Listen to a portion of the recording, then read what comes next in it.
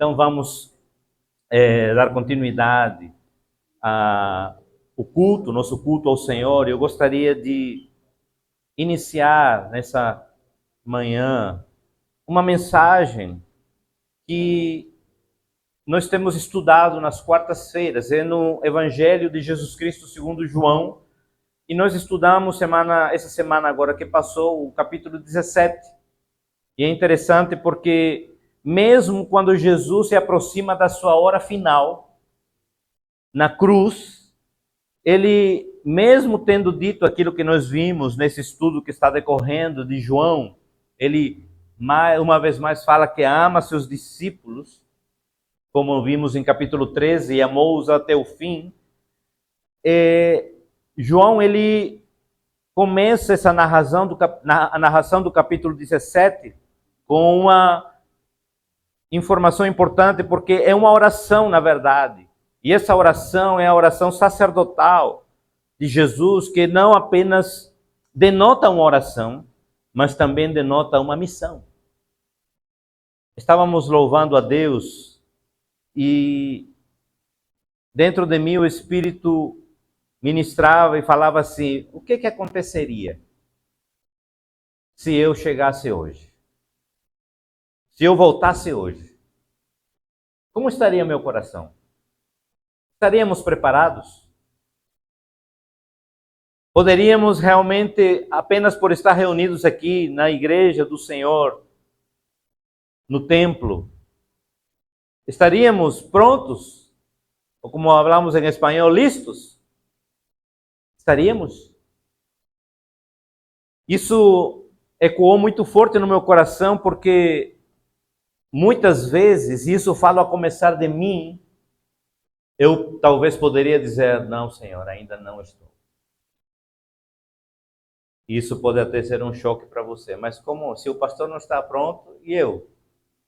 A salvação é individual. Não é porque eu sou pastor que sou melhor do que você. Nós estamos nivelados pela graça de Deus.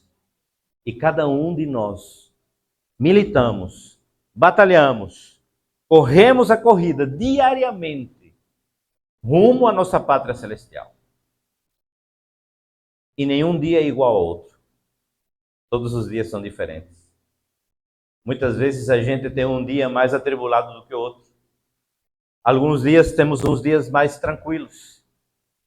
Mas uma coisa que me chama a atenção e me deixa tranquilo, e nós vamos ver nesse capítulo 17 de João, é que Jesus, ele, mesmo sabendo que somos falhos, miseráveis, pecadores, e que realmente não fazemos muitas vezes aquilo que é devido, ele nos ama e ele intercede por nós.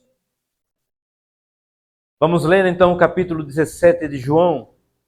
Diz assim a palavra do Senhor a partir do verso 1.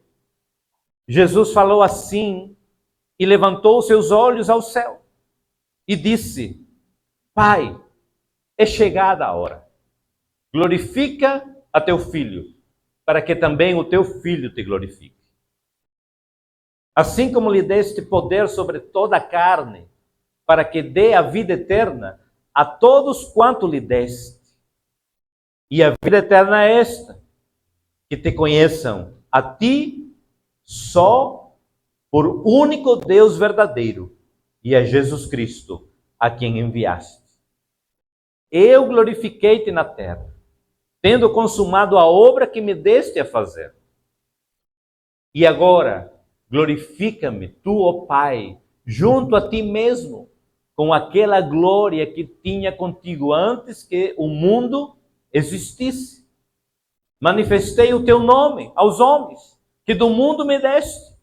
Eram teus, e tu me os deste, e guardaram a tua palavra. Agora já têm conhecido que tudo quanto me deste provém de ti, porque lhes dei as palavras que tu me deste, e eles receberam e têm verdadeiramente conhecido que são de ti, e creram que me enviaste.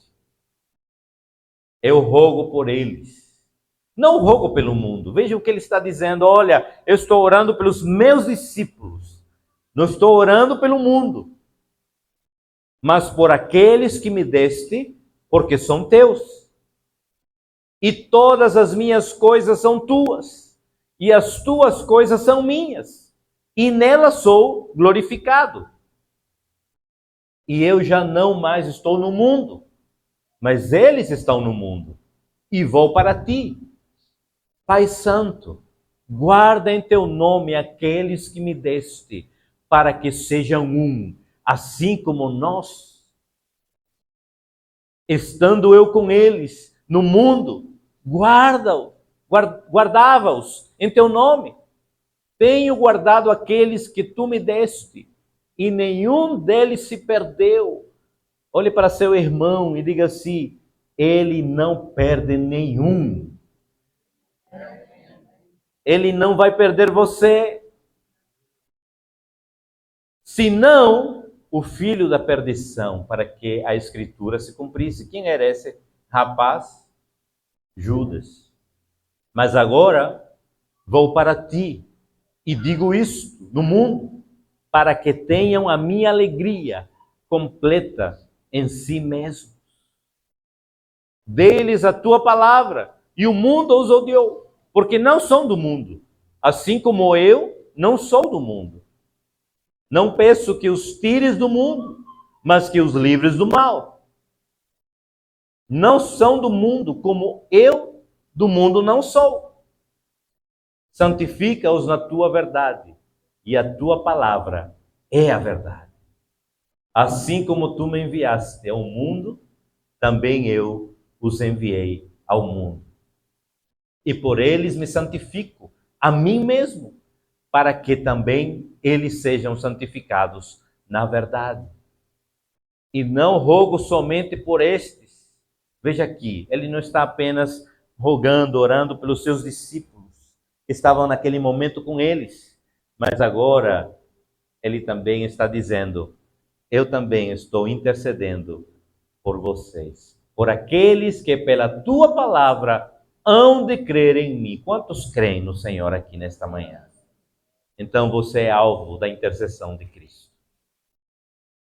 Para que todos sejam um, como tu, ó Pai, és em mim e eu em ti, que também eles sejam um em nós, para que o mundo creia que tu me enviaste. Sabe como o mundo vai crer que nós somos discípulos de Cristo?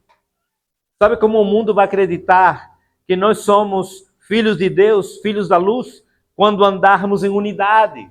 Mas sabe por que as pessoas lá fora dizem igreja? Não, porque lá dentro brigam. Não, porque lá dentro tem discórdia. Não, porque lá dentro tem divisão. É por isso que nós muitas vezes não atingimos, alcançamos os perdidos. Porque dentro desse local, dentro dessa instituição, que deveria ser uma instituição unida,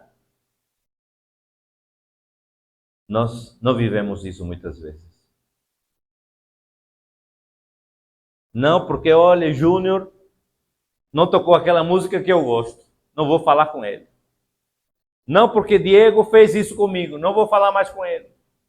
Amados, se Deus, ele nos salvou e nos vivificou em Cristo, a nossa marca precisa ser a unidade em meio à diversidade, em meio às adversidades, em meio às situações difíceis. Eu preciso resolver minhas questões. Eu preciso conversar e digo: Sam, é o seguinte, me perdoa, vamos resolver, vamos avante, vamos caminhar mais 1 milha, mais 2, mais 3, mais 5, mais 10, mais 20. Porque não é a tua cara fechada que vai me fazer desistir de você. Nós precisamos ir avante, porque a marca do cristianismo é a unidade.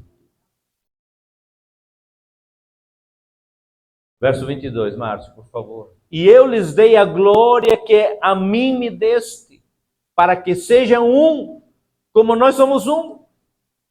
Quando nós queremos verdadeiramente viver em um ambiente de glória, se vive um ambiente de unidade.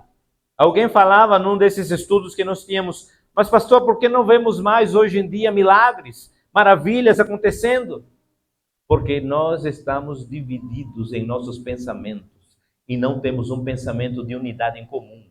Porque apenas quero o meu bem comum, meu bem próprio, aquilo que é para mim. Olho para meu umbigo, olho para meu nariz, olho para o que eu quero, mas não olho para o outro. Porque Deus pode usar você para orar pela vida do seu irmão, para que esse irmão possa ser restaurado, para que esse irmão possa ser realmente transformado. Mas a gente, no nosso egoísmo, nós muitas vezes não deixamos que Deus possa agir com milagres e maravilhas, porque apenas olhamos para a nossa dor e esquecemos da dor do outro, esquecemos do problema do outro, esquecemos da circunstância que o outro está atravessando e esquecemos que Deus nos chamou a esse lugar para que nós possamos ser instrumentos.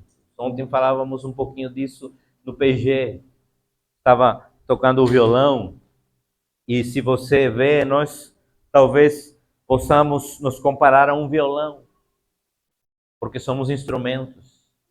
Mas um violão aí parado, ele não vai tocar música. Ele não vai ter nenhum acorde a ser tocado, porque está apenas parado. Mas quando a gente se deixa tocar pelo autor e consumador da vida, as mais doces e lindas melodias saem desse violão. Mas muitas vezes nós somos como um violão ou um teclado parado. Por quê? Porque nós decidimos desligar o violão, desligar o teclado, que somos nós. Deixe-se ligar pelo autor da sua vida, para que você possa ver como Deus vai usar você de maneira poderosa.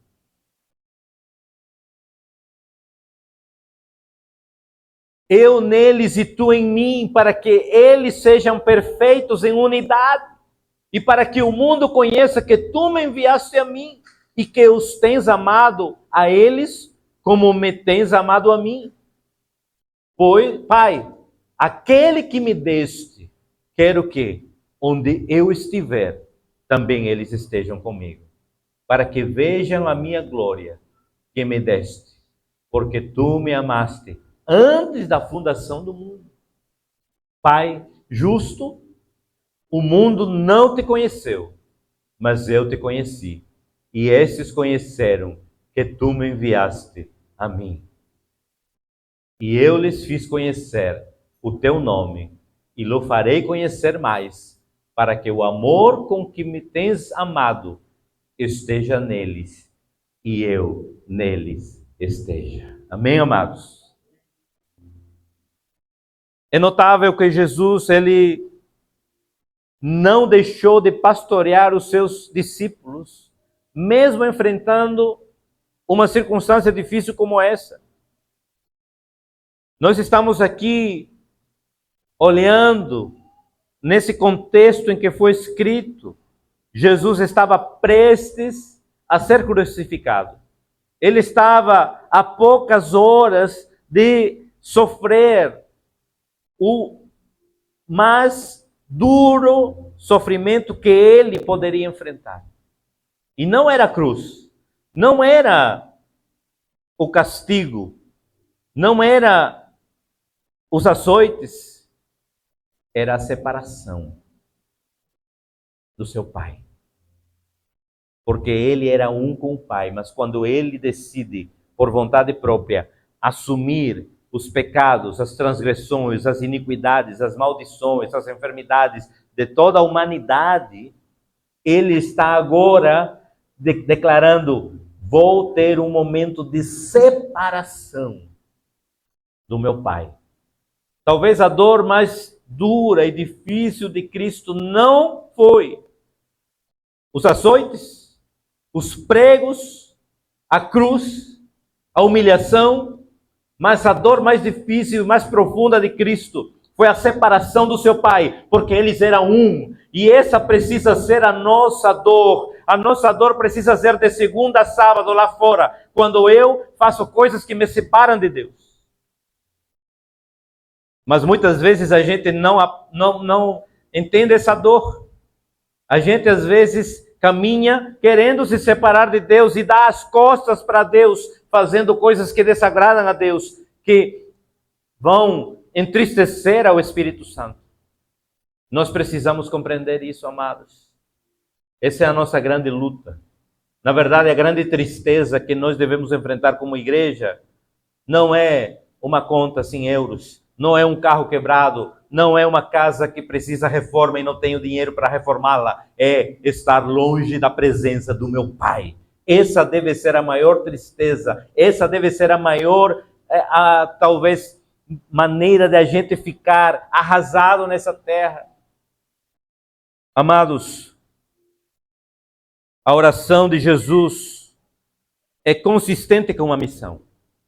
É revelada em João capítulo 6, porque ele foca a sua oração especificamente pelo seu povo.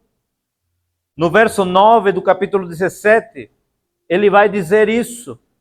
É por eles que eu peço, não peço pelo mundo, mas por aqueles que me deste, porque são teus.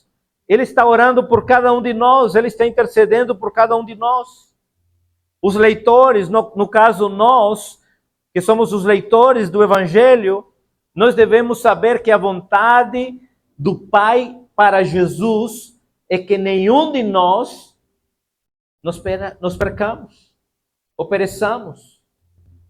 É por isso que o próprio autor do Evangelho, no texto áureo da palavra, que é João 3,16, ele vai dizer que Deus amou o mundo de tal maneira, ou seja, de uma maneira tamanha, que enviou seu Filho unigênito para morrer em nosso lugar, para que todo aquele que nele crê não pereça, mas tenha vida eterna. E aqui ele vai justamente dizer que a vida eterna é oferecida gratuitamente. Gratuitamente. Nós vamos ter dia 1º batismos.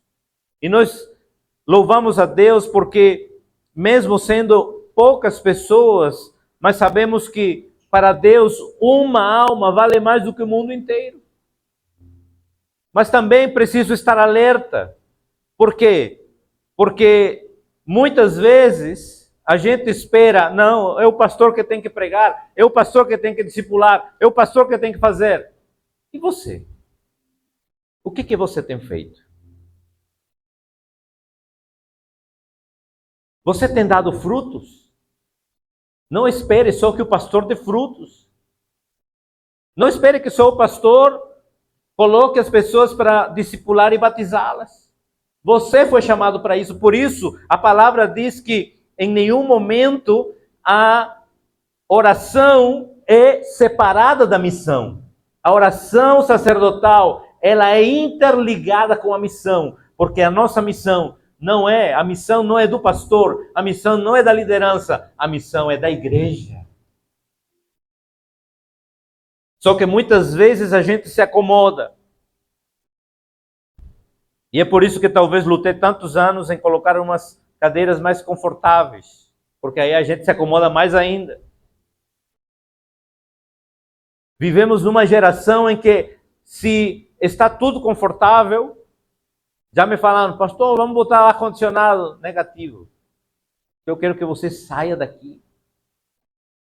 Nós estamos aqui 1h30, 2 horas, para nos encher da palavra e para sair lá fora, porque senão a gente vai, vamos fazer mais eventos, temos ar-condicionado, no quentinho, no frio, onde for. Não, nós fomos chamados para sair, para pregar, para evangelizar, para discipular, para dar exemplo lá fora. Porque dar exemplo aqui dentro é muito fácil. Colocar uma roupa bonita aqui, chegar aqui e dizer, olha, eu sou fulano de tal. É muito fácil, é bom, é confortável. Desconfortável é lá fora, quando você arranha o carro. Desconfortável é lá fora, quando alguém te tranca no trânsito. Desconfortável é lá fora, quando aquele colega de trabalho enche tua paciência. Desconfortável é lá fora, quando somos questionados na nossa fé e a gente não sabe o que responder. Por quê? Porque nós temos um estudo bíblico toda quarta-feira, mas nem todos aproveitam. Desconfortável é lá fora. E nós precisamos acordar. Jesus intercede por nós, sim, mas nós precisamos fazer a nossa parte. Nós precisamos entender para que fomos chamados. Estava conversando hoje, mais cedo, tendo nossa classe de batismo, e falava que muitas vezes as pessoas não entendem o que significa nascer de novo. O novo nascimento é uma transformação diária. O novo nascimento é uma transformação dia a dia, porque nós ainda não estaremos prontos, a não ser quando Ele nos chame à sua presença, ou quando Ele volte para levar a sua igreja. Ali estaremos prontos, mas até lá eu preciso ser transformado dia após dia. A cada momento eu preciso de transformação, porque eu sou falho, porque eu sou miserável, porque eu sou pecador, e eu preciso da presença de Deus para que eu possa ser transformado. Porque hoje eu brigo com minha esposa, amanhã eu brigo com meu colega, depois de amanhã eu brigo no trânsito. Mas eu preciso de transformação para evitar essas coisas. Para que eu possa amar mais a minha esposa. Para que eu possa fechar a minha boca na hora em que eu preciso fechar. Todos nós precisamos de transformação, amados. E essa transformação não vem de nós. Porque se depender de nós, a gente quer xingar mais. Se depender de nós, a gente quer brigar mais. Se depender de nós, a gente quer fazer a nossa vontade. Por isso, Cristo diz assim: você quer vir após mim, então negue-se a si mesmo, tome sua cruz e siga-me. Se você não quer isso, fique onde está. Muitos dizem, mas olhe, pastor, e aquela pessoa que não vi mais na igreja? Eu digo, eu estou orando, já liguei, já chamei, mas eu não sou babá de ninguém para ficar atrás. Porque as pessoas já são maduras ou crescidinhas o suficiente para saber o que elas querem da vida. É diferente. Um novo convertido é diferente. Uma criança, um adolescente. Inclusive, amados, eu quero aqui deixar claro, fazendo um parêntese, no meu cuidado com essa nova geração. Nós tivemos algum tempo atrás que fazer umas mudanças no Ministério Infantil. Agora estamos retomando o Ministério dos Medianos, que é de 8 a 11, se eu não me engano. Por quê? Porque haviam ensinos que eram desnecessários para crianças. E eu, como pastor, eu preciso ter uma postura de cuidado. Porque, amados, eu sou muito celoso em relação a isso.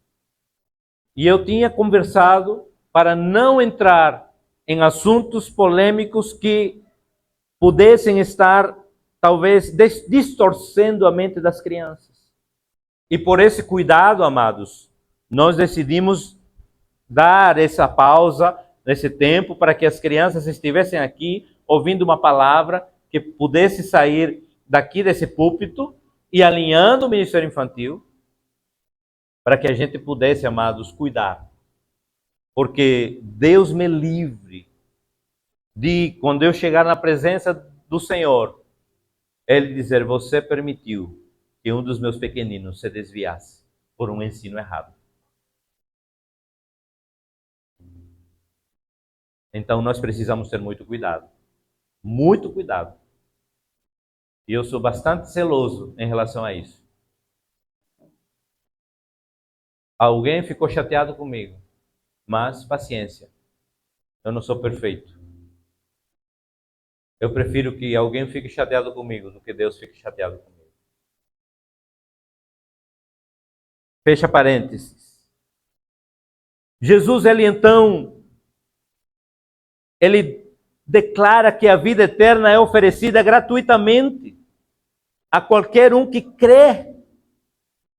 Porém, quem rejeita também será rejeitado. João capítulo 3, verso 17, por favor, Márcio. Porque Deus enviou seu Filho ao mundo não para que condenasse o mundo, mas para que o mundo fosse salvo por ele. 18. Quem crê nele não é condenado, mas quem não crê já está condenado, porquanto não crê no nome do Filho unigênito de Deus. Sabe, amados, a grande questão, muitas vezes a gente se engana. Ah, não, porque eu estou na igreja todo domingo. Mas isso não vai salvar você. Estar aqui na igreja não vai salvar você. Sabe, a palavra é clara. Diz assim, quem crê nele, quem crê em quem? Em Cristo, não será condenado. Mas quem não crer, já está condenado. Ou seja, o que vai declarar na minha vida que eu estou condenado? Estar na igreja? Negativo. Vir, me batizar? Não, é crer. Se você crer, olhe, você já está salvo. A fé é o que vai fazer com que tua salvação possa ser garantida. E muitas vezes a gente se engana. Não se engane. Se eu estou aqui, é justamente para poder abrir os seus olhos. Não há religiosidade, não é ritos, não é rituais. Nada pode salvar você, a não ser a sua fé em Jesus Cristo. A não ser Jesus Cristo. Ele pode nos salvar. Ele é que vai fazer. Jesus, ele faz distinções entre aqueles que são verdadeiros filhos de Abraão pela fé em Cristo. Perdão. Você vai ver isso no capítulo 8 de João. Não quero entrar agora por conta do horário, mas ele faz essa distinção. E aqueles que são do mundo. Mas eu quero que você entenda uma coisa nesta manhã.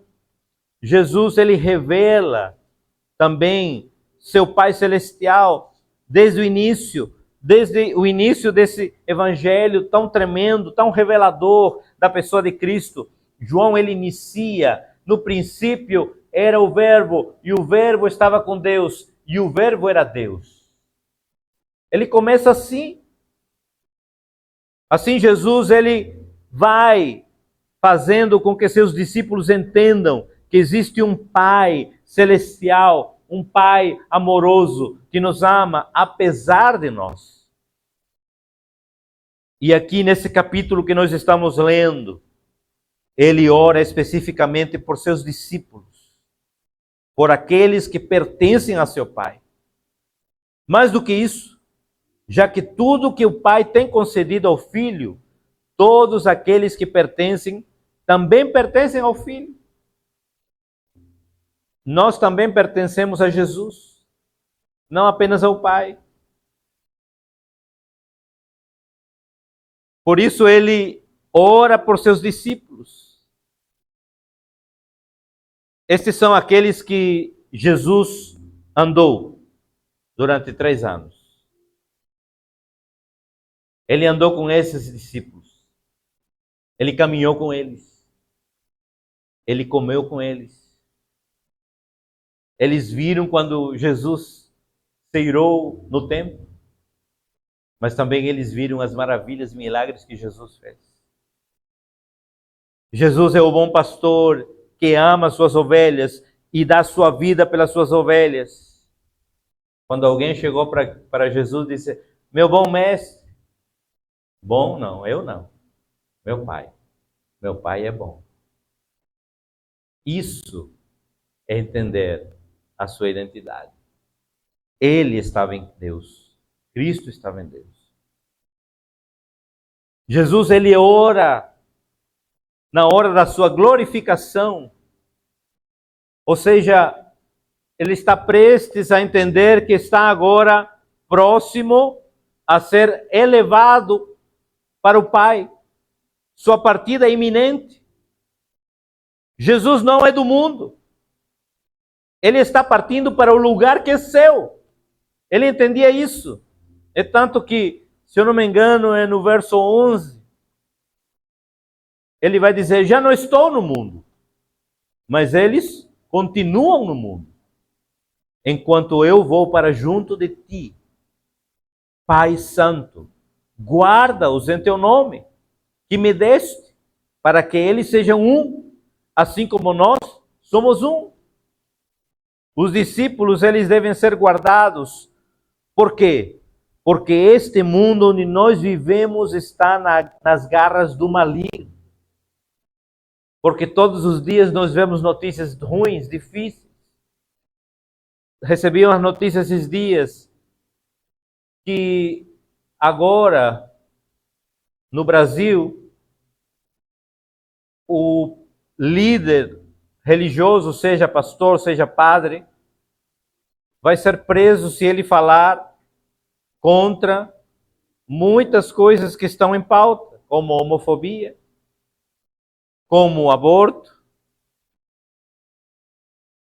E nós estamos vivendo tempos difíceis.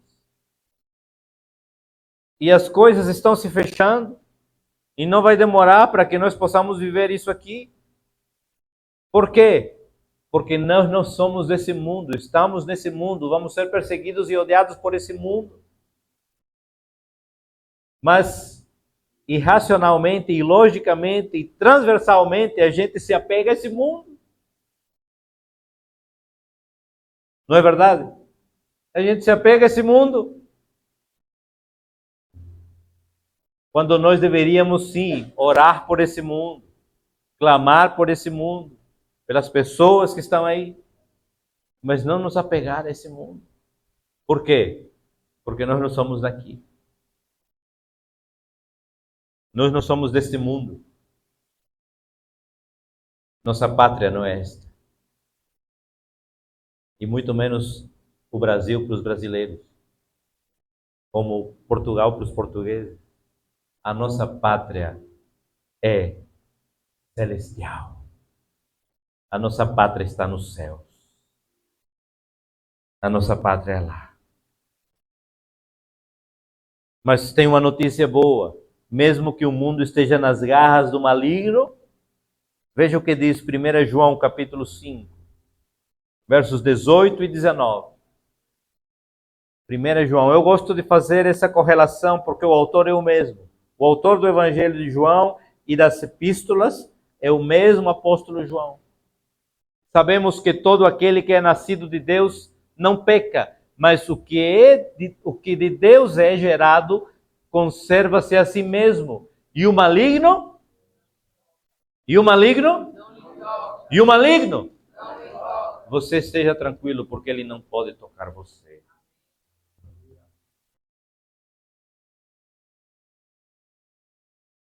Ah, mas pastor, aquela pessoa, as coisas não dão certo. Não dão certo ou porque a pessoa não é um bom mordomo ou uma boa mordoma,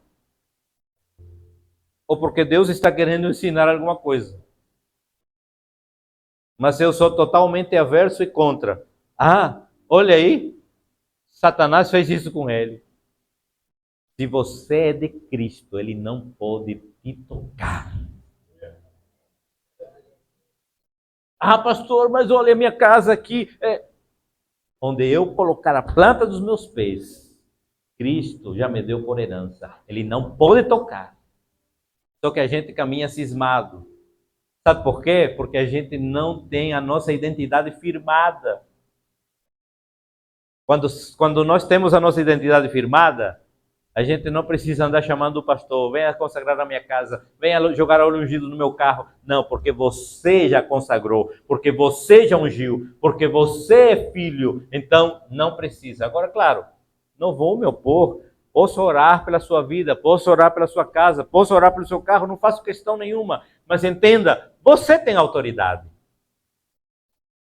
Você tem autoridade. Verso 19. Sabemos que somos de Deus e que todo o mundo jaz no maligno. O mundo jaz no maligno. Mas nós somos de quem? Somos de Deus. Somos de Cristo. Então não precisa andar cismado. Não ande cismado, cismada. Ande com a sua identidade firmada, sabendo que você é de Cristo e que o inimigo não pode tocar, porque Jesus nos guarda do maligno. Mateus 6,13.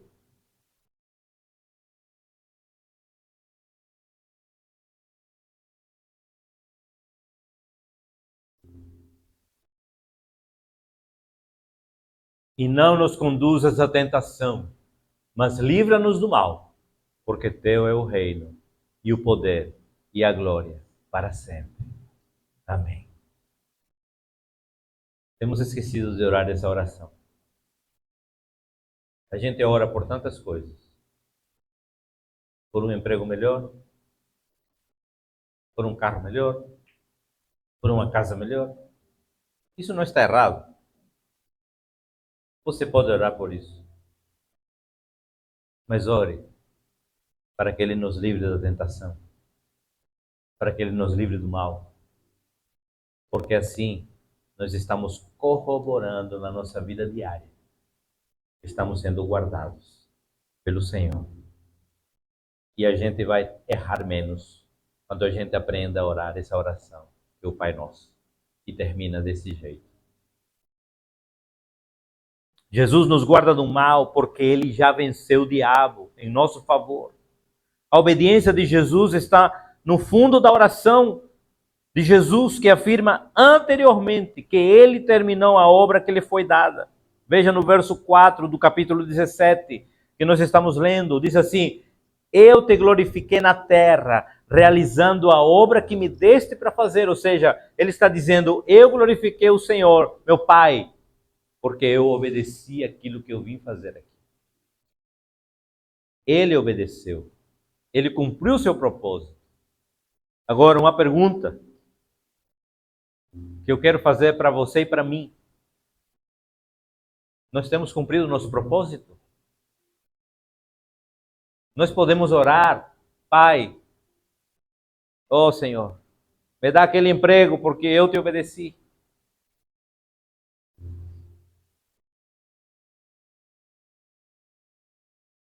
Me dá aquela casa porque eu te obedeci. A gente quer os bens, quer os bônus, mas não quer o ônus. Não quer obedecer.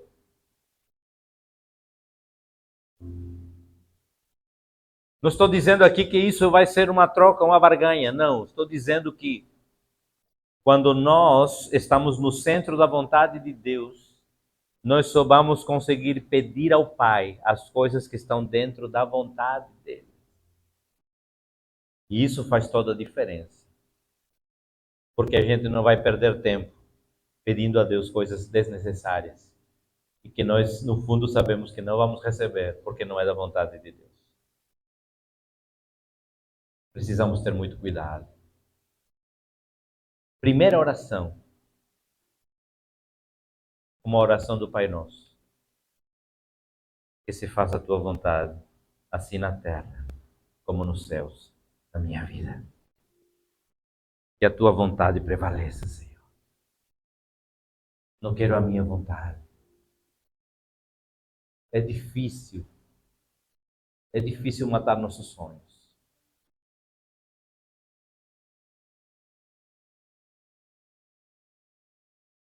Quando eu tinha mais ou menos a idade de Anabela, 12, eu tinha um sonho. Meu pai ria quando olhava para mim e falava esse sonho. Eu dizia, pai, eu acho que todo menino sonha com isso, né? Pai, eu quero ser um magnata.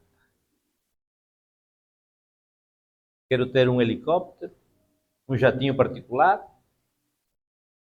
Aí meu pai ria, eu pensei, coitado, vai ser pastor e não sabe. Mas, amados,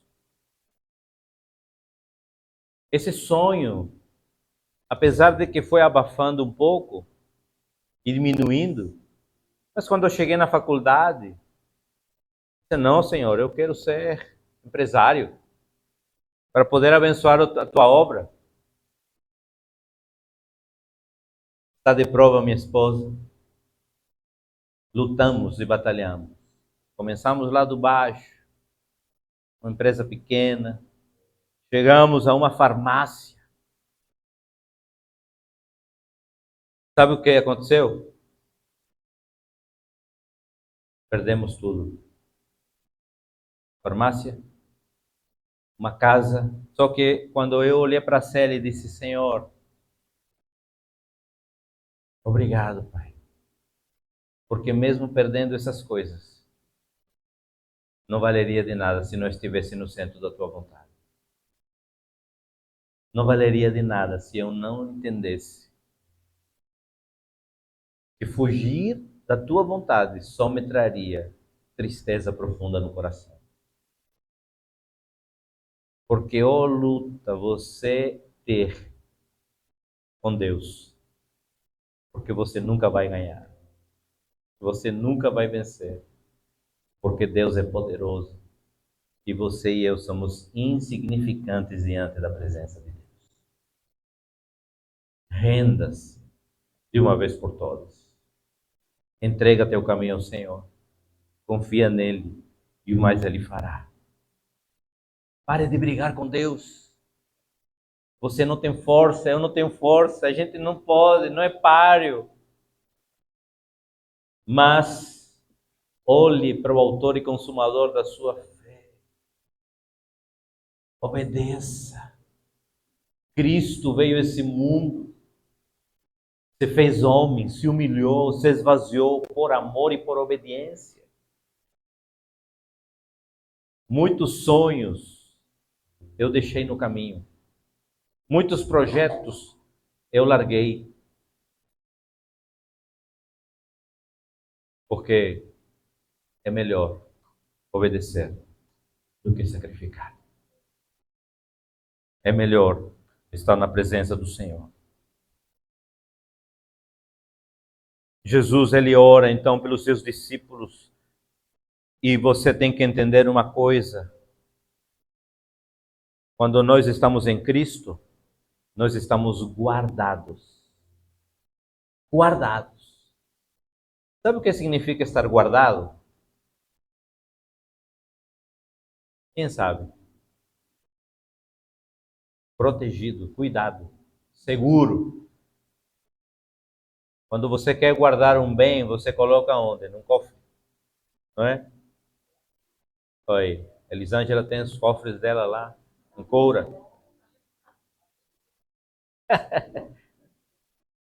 Nós guardamos as coisas preciosas em cofres. E sabe onde você está guardado? Eu estou guardado, nós estamos guardados. Nas mãos de Deus. É nas mãos de Deus.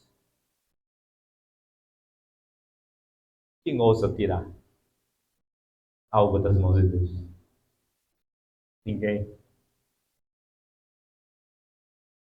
Você está nas mãos de Deus. Eu estou nas mãos de Deus. Ninguém pode ousar tirar você das mãos de Deus, a não ser você quando decide por livre vontade sair da presença. Não saia da presença. Permaneça na presença. Seja guardado na presença. Esteja nas mãos de Deus.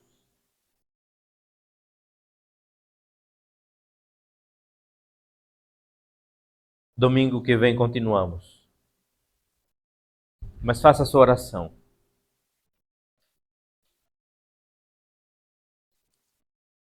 Talvez você precisa hoje pedir perdão.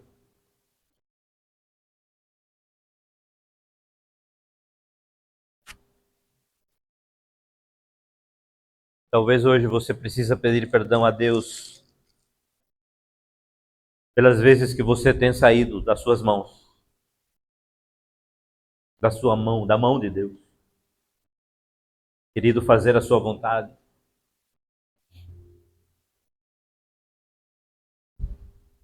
Deixe que Deus lhe conduza. Deixe que Deus faça.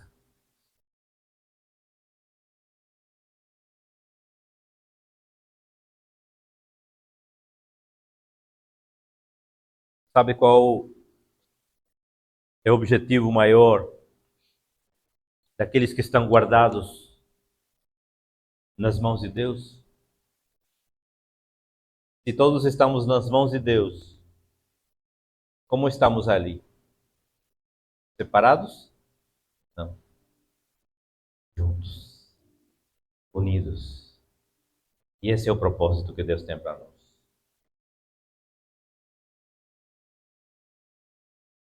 Você não está na outra mão de Deus, você está na mão de Deus. Deus quer que você esteja junto do corpo, junto da sua igreja, alinhado à sua igreja.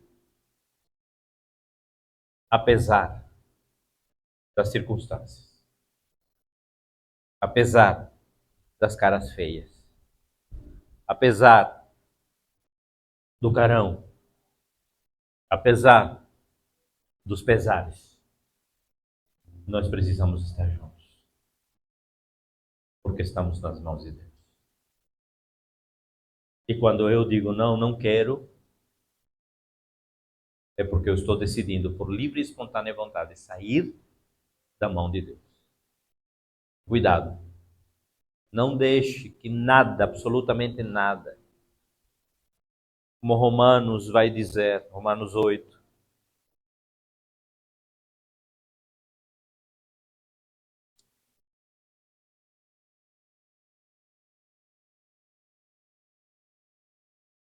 a partir do verso 37.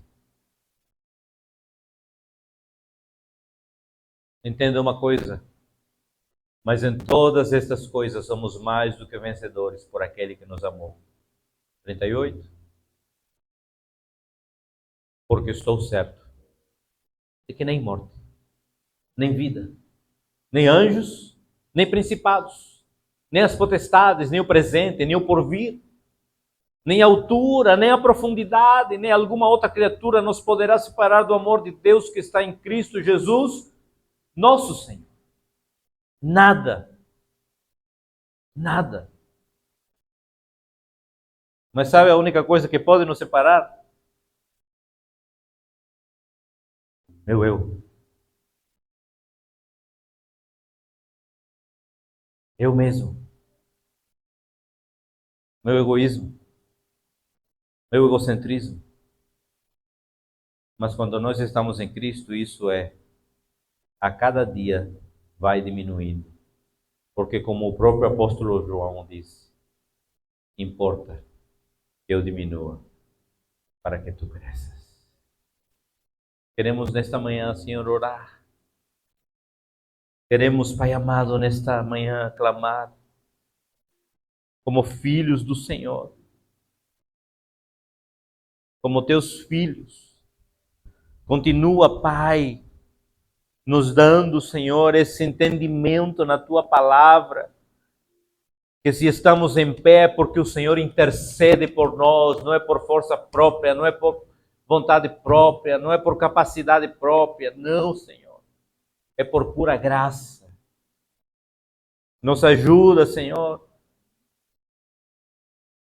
e nos livra, Pai, de ter pensamentos que, ao invés de fazer-nos diminuir, nos façam, Senhor, tentar crescer no nosso eu, no nosso ego. Nos ajuda, Pai. Pedimos que o Senhor continue sobre a Tua igreja. Peço por cada vida, por cada família aqui representada, que o Senhor possa nos dar, Pai amado, o senso de responsabilidade de ser chamados Teus filhos, de ser chamado Tua igreja, Tua noiva, e que possamos cumprir o nosso propósito nesta terra. Nos ajuda, Senhor. Nos capacita. Oh, Senhor, em nome de Jesus.